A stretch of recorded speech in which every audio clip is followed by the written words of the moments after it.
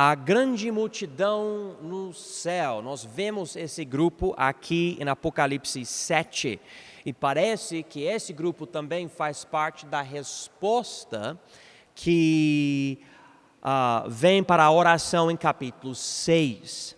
Então, vamos chegar aqui no Apocalipse 7 e nós vamos ler essa parte primeiro e depois nós vamos para a apostila, que é página 45.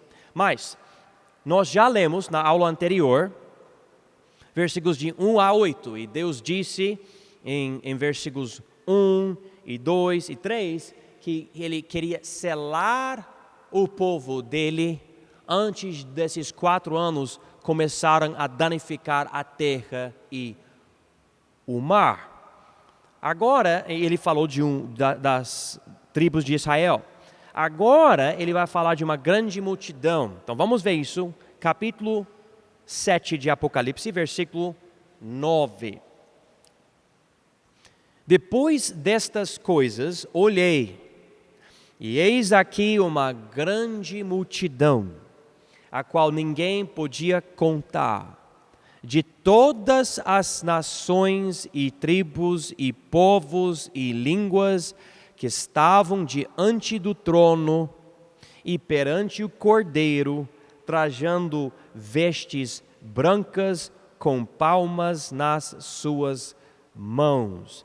E clamavam com grande voz, dizendo: salvação ao nosso Deus, que está assentado no trono, e ao Cordeiro. Então, em versículo 1, nós vimos as palavras, e depois destas coisas.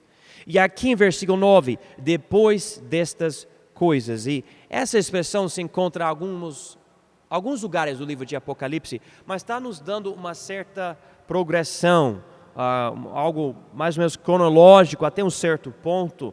Mas João aqui ele falou, depois de ver essas 12 tribos, esses 144 mil israelitas, agora ele fala sobre outro grupo, uma grande multidão, tão grande que ninguém consegue contar. Mas essa multidão não é somente de israelitas, é uma multidão de nações, que é a palavra usada para os gentios, mas ele dá umas palavras mais específicas.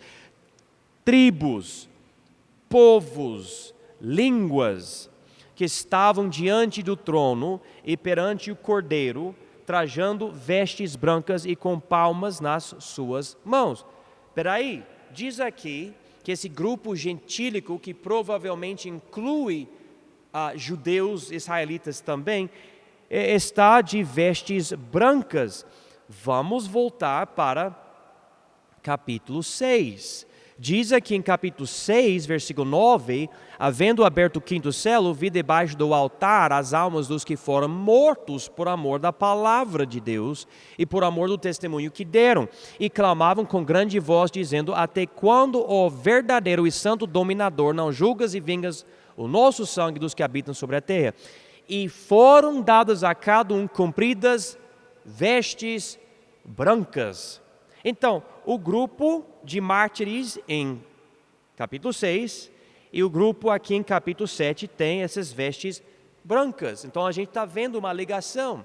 Em outra parte, essa roupa representa as justiças dos santos. A conclusão é que esse é um grupo de pessoas salvas no céu. É um grupo, é uma multidão celestial. É um grupo que tem essa justiça com palmas nas suas mãos. E esse grupo está clamando o quê? Um louvor. Diz aqui em versículo 10, salvação ao nosso Deus, que está sentado no trono e ao Cordeiro. Então, 2 grupos aqui, Apocalipse 7, grupo de judeus e uma grande multidão que é eu digo de judeus, na verdade é israelitas. E essa grande multidão gentílica. Vamos chegar aqui, continuando, versículo 11 de capítulo 7. E todos os anjos estavam ao redor do trono e dos anciãos e dos 4 animais, e prostraram-se diante do trono sobre seus rostos e adoraram a Deus, dizendo: Amém. Louvor e glória e sabedoria e ação de graças e honra e poder e força ao nosso Deus para todo o sempre. Amém. Então aqui nós estamos vendo anjos, nós estamos vendo anciãos e 4 animais.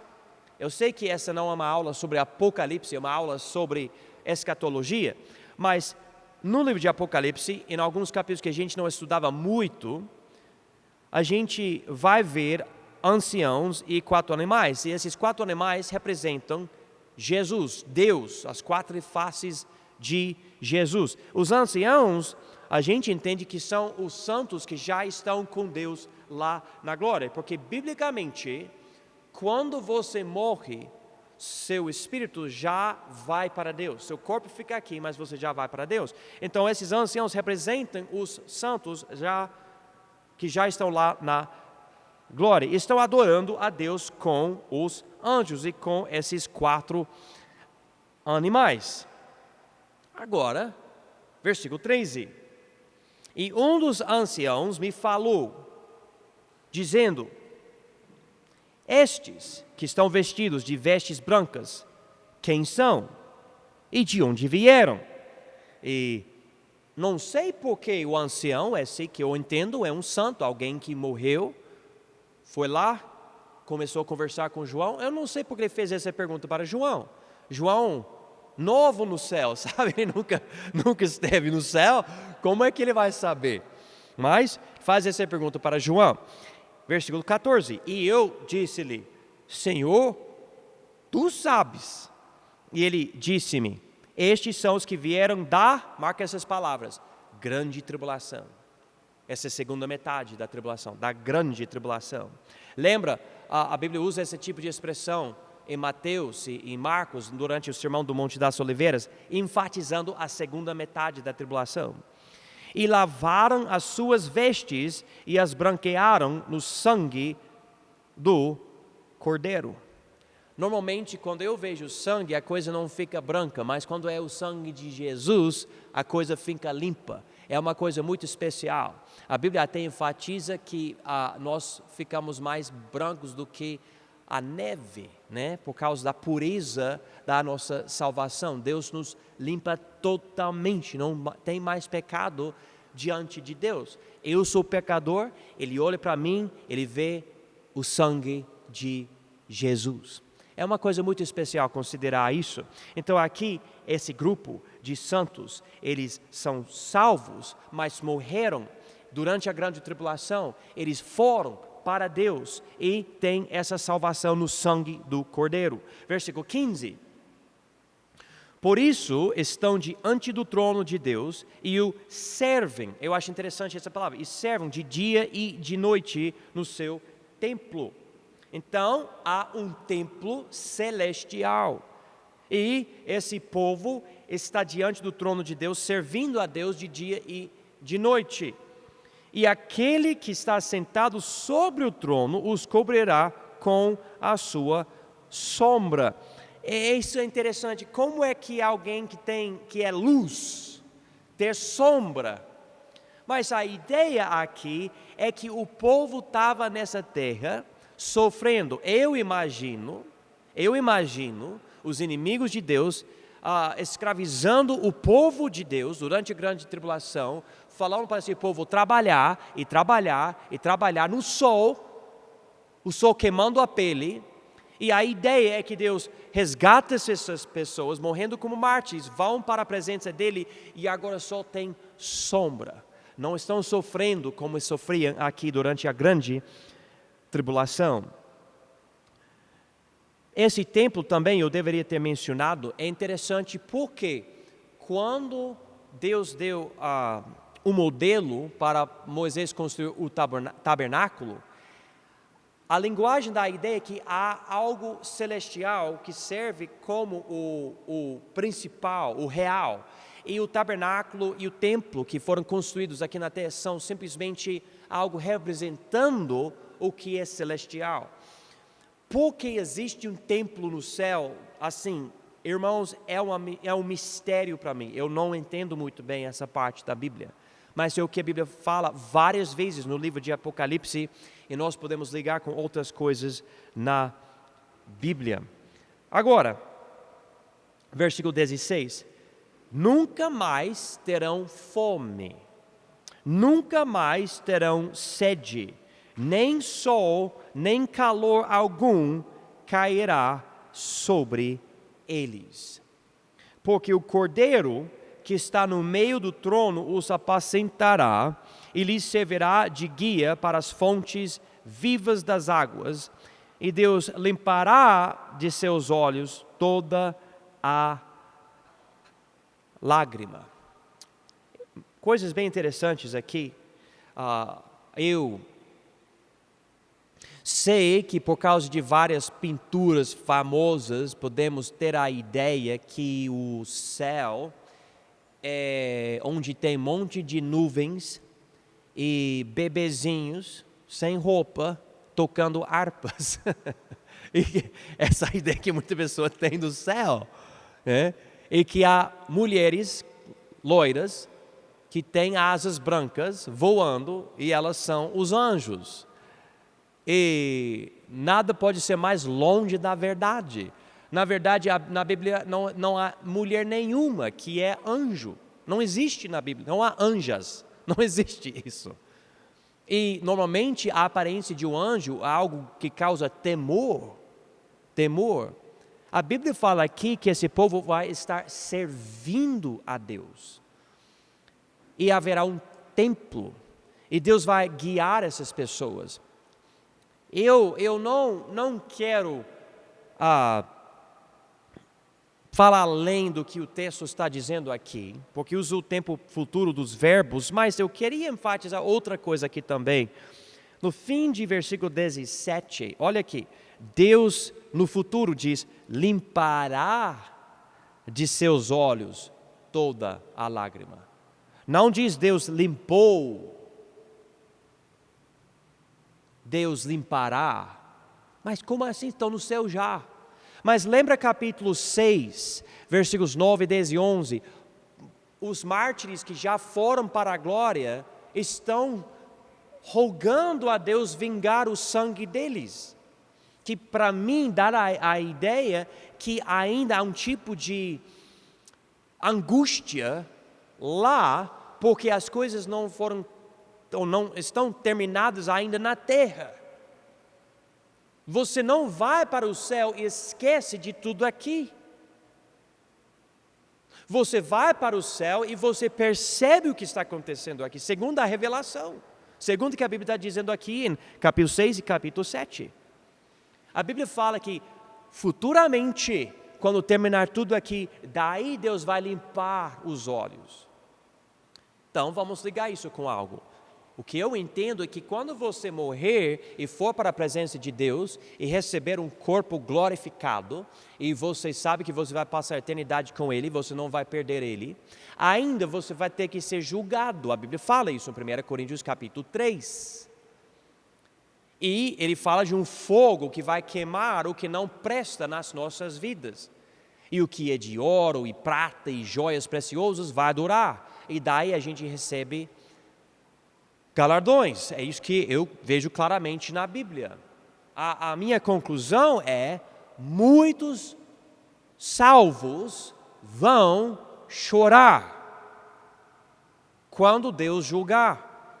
Porque vão perceber o que eles poderiam ter feito nessa vida, mas não tinham a fé para confiar em Deus e ir para frente na missão que Deus queria dar para eles.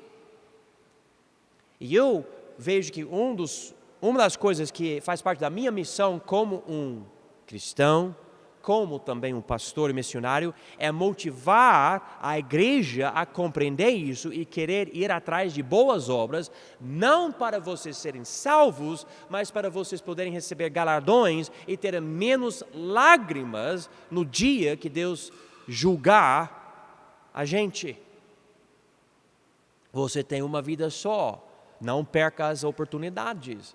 para evangelizar, para falar de Jesus. A única coisa, irmãos, que você vai poder levar para o céu, você não vai poder nem levar seu corpo para o céu. É Deus que vai ressuscitar isso no fim. Você só pode levar almas que você ganhou para Cristo. Não vai levar mais nada. Então não perca o entendimento disso. Fique motivado, serve a Deus, porque olha, o tempo está indo, a vida é passageira. Ele diz aqui, Deus limpará de seus olhos toda a lágrima. Eu posso estar errado, mas eu vejo uma ideia aqui. Ele fala de novo, perto do fim do livro de Apocalipse, sobre essa ideia de limpar os olhos, mas aqui diz, limpará. Agora, irmãos, vamos chegar aqui na apostila, página 45, onde diz a grande multidão no céu. Essa multidão imensa é composta de judeus, talvez eu deva dizer israelitas e gentios, que morrerão e irão ao céu para estarem diante do trono, como as almas dos mártires debaixo do altar. Essa multidão também usará vestes brancas. Fica bem claro que essas pessoas são salvas. Agora vamos para a página 46. Foi explicado para João que estes são os que vieram da grande tribulação. Em outras palavras, muitos crentes morrerão durante a grande tribulação, mas isso não quer dizer que a ira do Cordeiro será contra eles. Muitos serão mártires e outros vão morrer de outras causas. Mas todos os que creem em Jesus serão salvos da ira futura.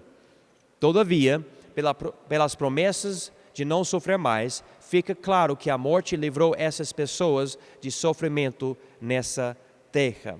Então, a ideia é que durante a grande tribulação, essas pessoas vão sofrer, mas não vão sofrer por causa da ira de Deus.